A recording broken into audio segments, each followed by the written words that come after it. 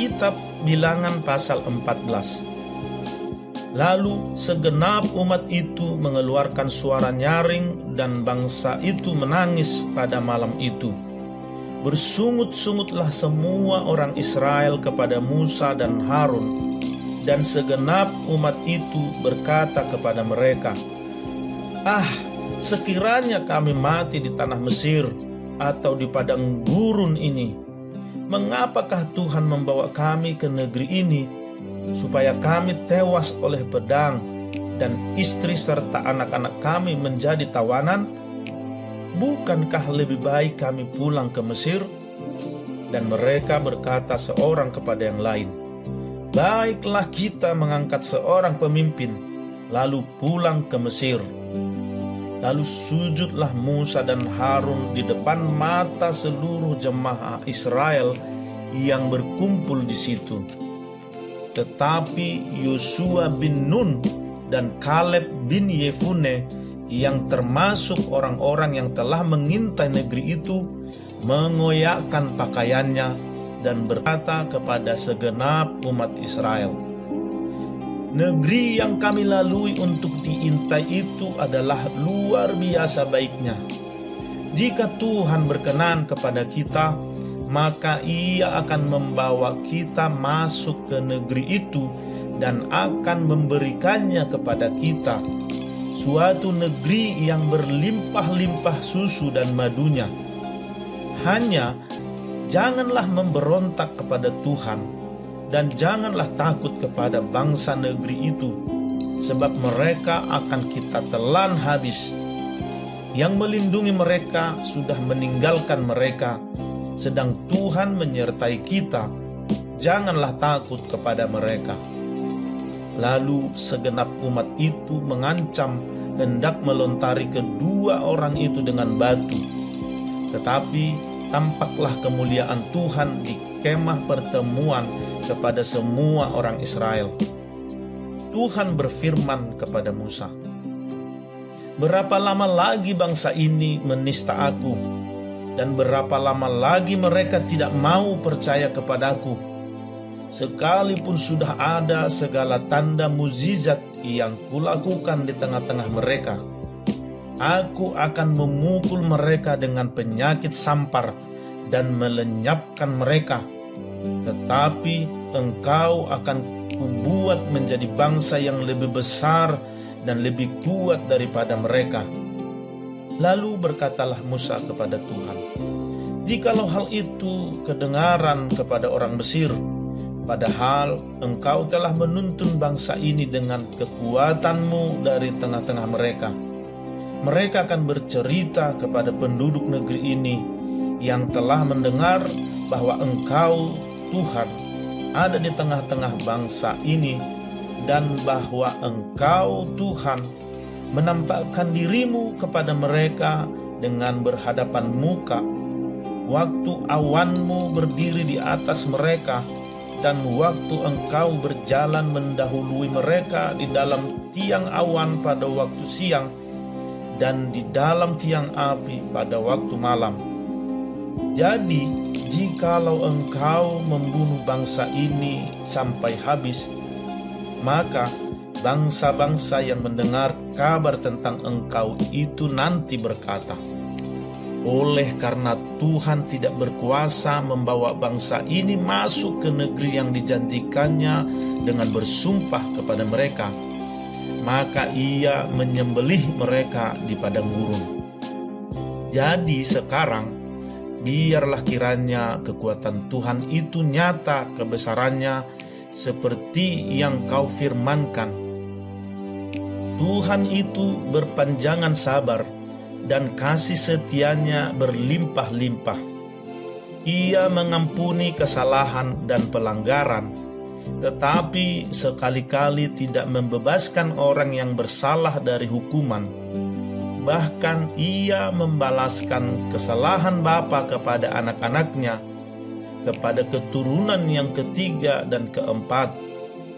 Ampunilah kiranya kesalahan bangsa ini sesuai dengan kebesaran kasih setiamu, seperti engkau telah mengampuni bangsa ini mulai dari Mesir sampai kemari. Berfirmanlah Tuhan, aku mengampuninya sesuai dengan permintaanmu.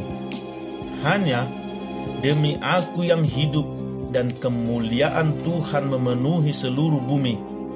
Semua orang yang telah melihat kemuliaanku dan tanda-tanda mukjizat yang kuperbuat di Mesir dan di padang gurun, namun telah 10 kali mencobai aku dan tidak mau mendengarkan suaraku, pastilah tidak akan melihat negeri yang kujanjikan dengan bersumpah kepada nenek moyang mereka. Semua yang menista aku ini tidak akan melihatnya.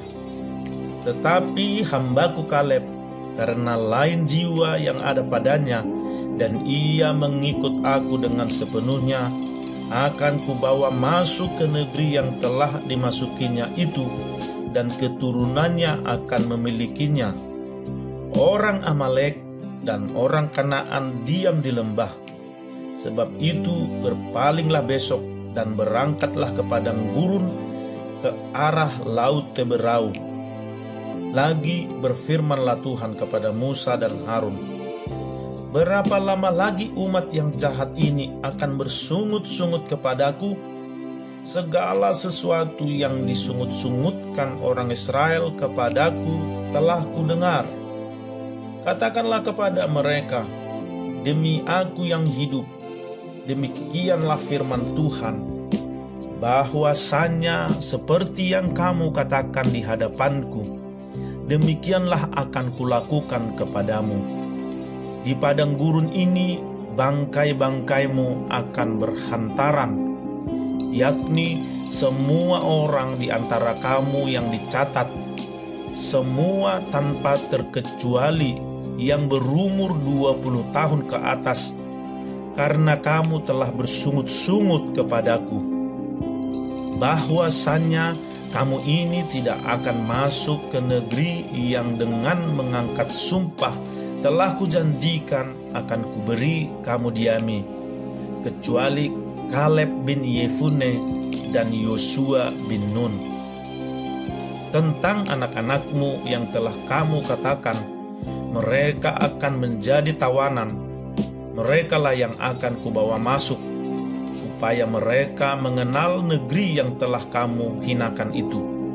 Tetapi mengenai kamu, bangkai-bangkaimu akan berhantaran di padang gurun ini, dan anak-anakmu akan mengembara sebagai penggembala di padang gurun 40 tahun lamanya, dan akan menanggung akibat ketidaksetiaan sampai bangkai-bangkaimu habis di padang gurun, sesuai dengan jumlah hari yang kamu mengintai negeri itu, yakni 40 hari. 1 hari dihitung 1 tahun. Jadi 40 tahun lamanya kamu harus menanggung akibat kesalahanmu, supaya kamu tahu rasanya jika aku berbalik daripadamu. Aku Tuhan yang berkata demikian. Sesungguhnya aku akan melakukan semuanya itu kepada segenap umat yang jahat ini, yang telah bersepakat melawan aku. Di padang gurun ini mereka akan habis, dan disinilah mereka akan mati. Adapun orang-orang yang telah disuruh Musa untuk mengintai negeri itu, yang sudah pulang dan menyebabkan segenap umat itu bersungut-sungut kepada Musa dengan menyampaikan kabar busuk tentang negeri itu, orang-orang itu mati kena tulah di hadapan Tuhan. Tetapi yang tinggal hidup dari orang-orang yang telah pergi mengintai negeri itu hanyalah Yosua bin Nun dan Kaleb bin Yefune. Setelah Musa menyampaikan perkataan ini kepada semua orang Israel, maka berkabunglah bangsa itu dengan sangat. Dan keesokan harinya bangunlah mereka pagi-pagi hendak naik ke puncak gunung sambil berkata, sekarang kita hendak maju ke negeri yang difirmankan Tuhan itu. Memang kita telah berbuat dosa. Tetapi kata Musa, Mengapakah kamu hendak melanggar titah Tuhan? Hal itu tidak akan berhasil. Janganlah maju, sebab Tuhan tidak ada di tengah-tengahmu, supaya jangan kamu dikalahkan oleh musuhmu. Sebab orang Amalek dan orang Kanaan ada di sana di depanmu, dan kamu akan tewas oleh pedang. Dari sebab kamu berbalik membelakangi Tuhan, maka Tuhan tidak akan menyertai kamu. Meskipun demikian, mereka nekat naik ke puncak gunung itu, tetapi tabut perjanjian Tuhan dan Musa juga tidaklah meninggalkan tempat perkemahan. Lalu turunlah orang Amalek dan orang Kanaan yang mendiami pegunungan itu dan menyerang mereka. Kemudian orang-orang itu mencerai-beraikan mereka sampai ke Horma.